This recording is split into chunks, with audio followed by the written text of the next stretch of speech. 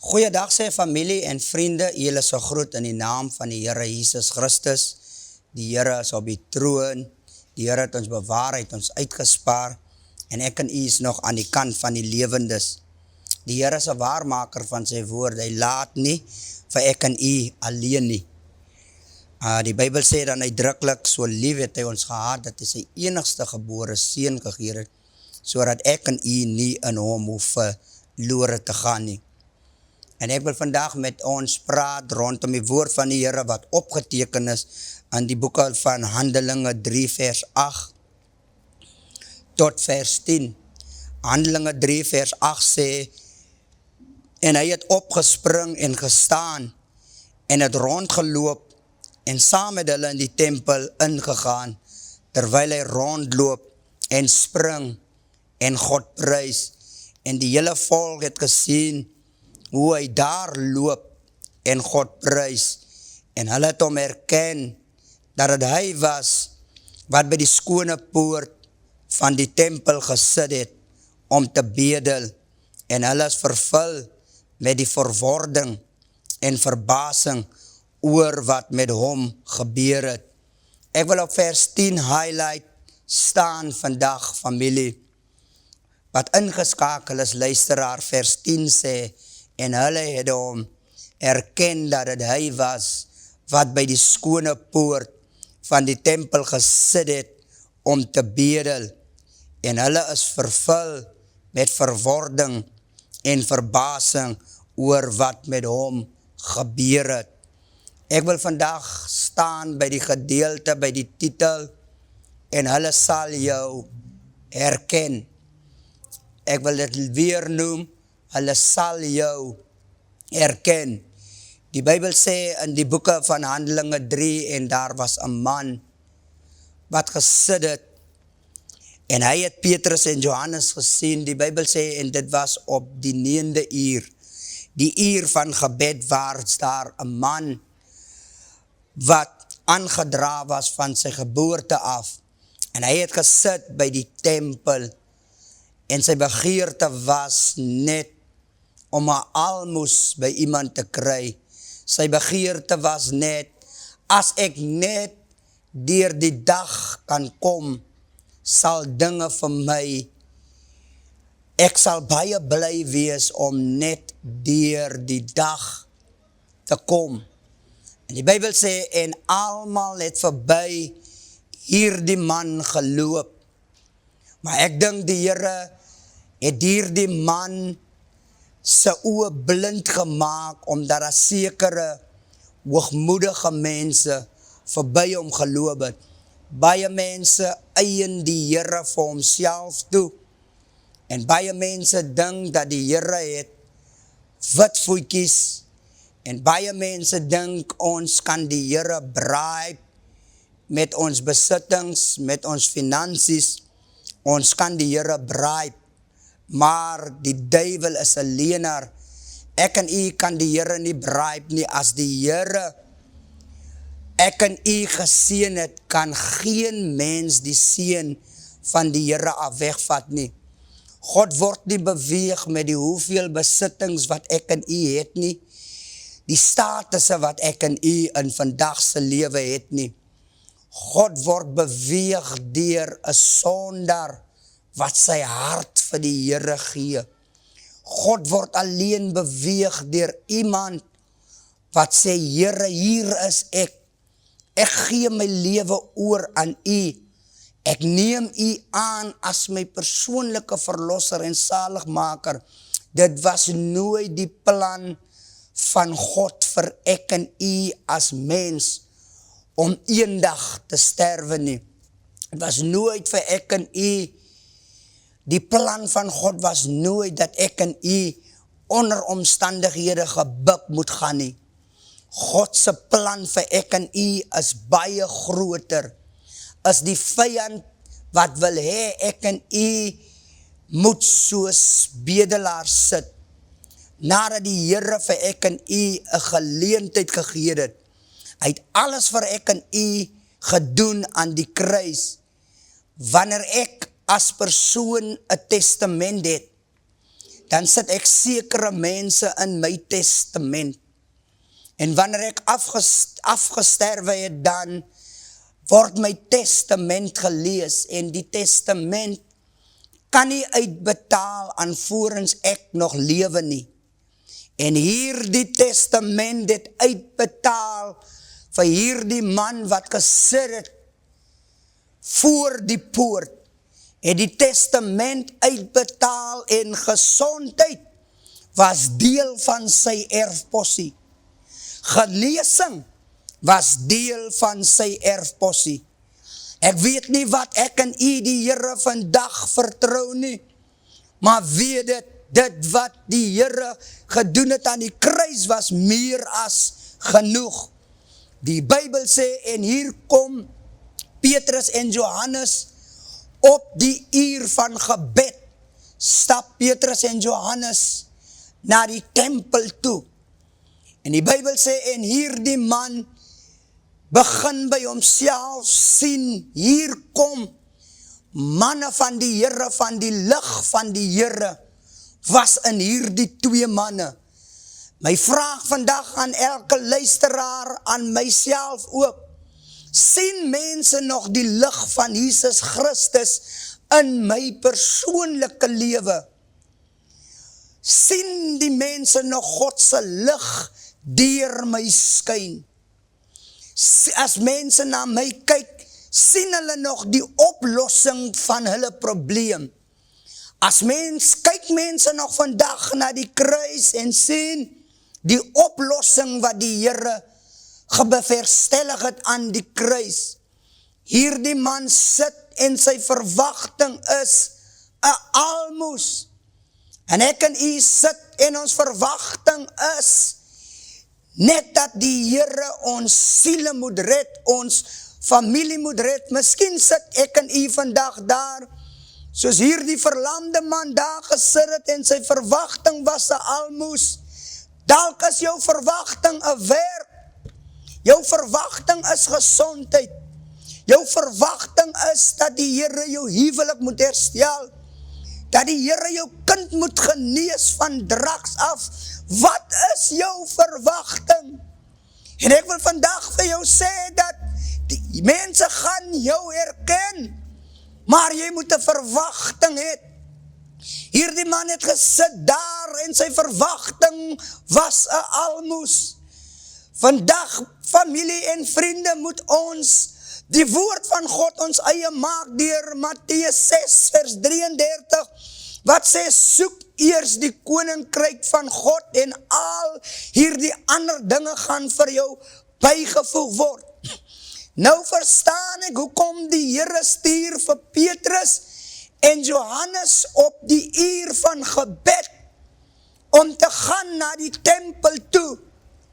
Is omdat die Here wil die man se lewe radikaal verander, en die Here wil hê hierdie verlamde man moet besef, hy het meer nodig as net 'n almoes.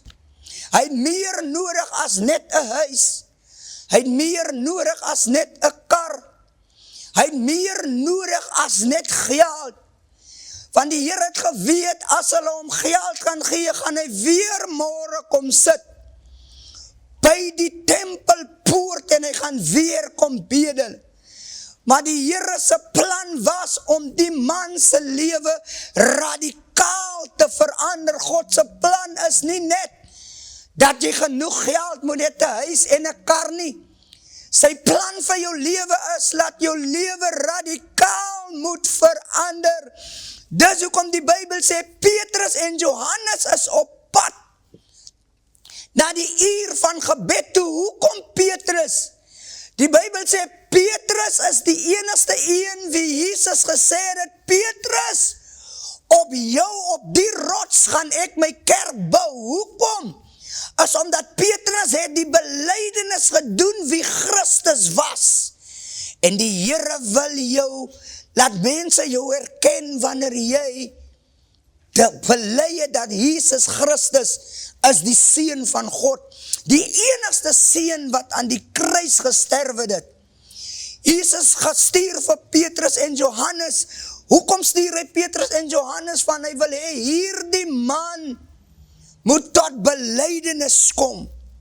Hy moet tot homself kom en erkenning gee aan wie gesterf het aan die kruis.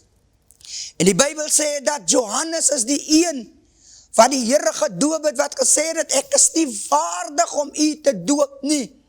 So die Here wil hê, die man moet kom tot sy belydenis eers, voordat hy kan oorgaan na die doop toe. Wanneer jy met jou hart, met jou mond bely en met jou hart glo, sal jy gered word. Maar 2000 jaar terug aan die kruis het die Here Jesus Christus ek en u alreeds gered. Die Bybel sê Petrus en Johannes kyk die man stip in die oë. En Petrus en Johannes sê kyk na ons. En ons gelowiges moet die wêreld sê aan die buitekant. En ons moet hulle stiptelik in die oë kyk en ons moet ons omstandighede stiptelik in die oë kyk. Ons moet ons tekortkominge stiptelik in die oë kyk. Ons moet ons werkloosheid stiptelik in die oë kyk. Ons moet dit wat vir ons onmoontlik lyk stiptelik in die oë kyk en sê kyk na ons. Ons moet hy boldness het en sê kyk na ons. Van mense, wanneer hulle na ons kyk, dan moet hulle Jesus Christus sien binne in ons. Hulle moet die opgestaande Jesus sien binne in ons. Wanneer mense ons kyk, dan moet hulle die oplossing sien en nie die probleem nie. Wanneer mense na ons kyk, dan moet hulle genesing sien. Wanneer mense na jou kyk, moet hy die verlossing sien, hy moet die redding sien. Wanneer mense na jou kyk, moet hy sien hoe sy lewe radikaal verander word. En Petrus en Johannes sê, kyk na ons. Silwer het ons nie, goud het ons nie, maar in die naam van Jesus Christus staan op en loop. En die Bybel sê, en die man het 'n verwagting gehad, dus Petrus en Johannes sê, kyk na ons, sê vir homself, dis nou my geleentheid, dis nou my geleentheid. Die Here gebruik die uitsending vandag, om vir iemand te sê, dis nou jou geleentheid, om op te staan.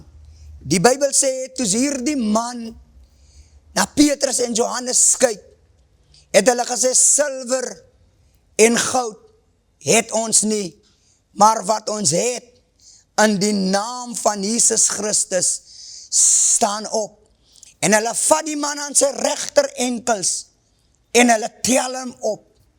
En ek wil draai deur iemand te sê, hulle het verby jou geloop, hulle het hulle neuse opgetrek vir jou, hulle het gedink, jy gaan nêrens in die lewe kom nie, hulle het jou gesien as 'n laatklas, en hulle het vir hulle self gesê, jy sal nêrens kom nie, hulle het gesê, jou kinders gaan nie universiteit haal nie, jou kinders gaan nie matriek haal nie, hulle het jou gesê, jou man sal nooit regkom nie.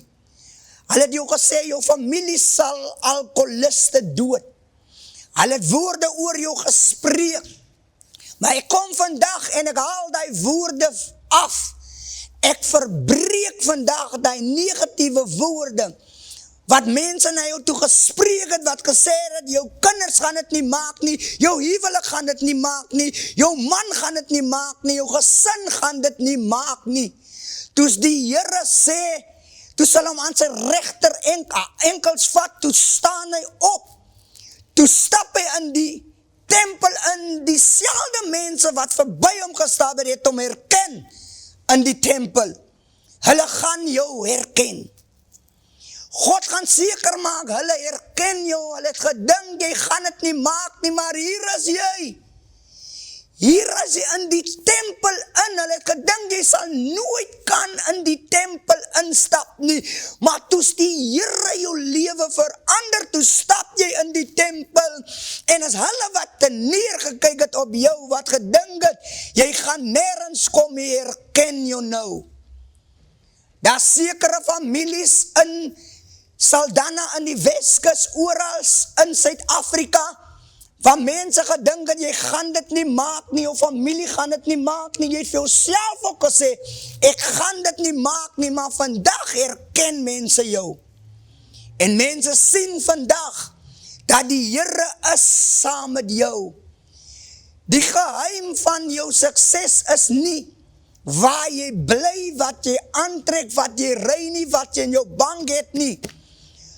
Die geheim tot jou sukses, dat mense jou herken, is 'n persoon wat lewe in sy binnekamer, wat 'n gebedslewe het, wat met die Here praat, dag en nag, wanneer mense slaap, praat hy met die Here, wanneer mense negativiteit uitspreek, praat hy met die Here en hy spreek die seën, jou sukses lê in jou binnekamer met die Here. As Petrus en Johannes nie 'n binnekamer verhouding met gebed gehad het nie, sou hulle nie kon daar die man verander, sy omstandighede verander het nie, maar hulle het 'n binnekamer gebedsverhouding gehad.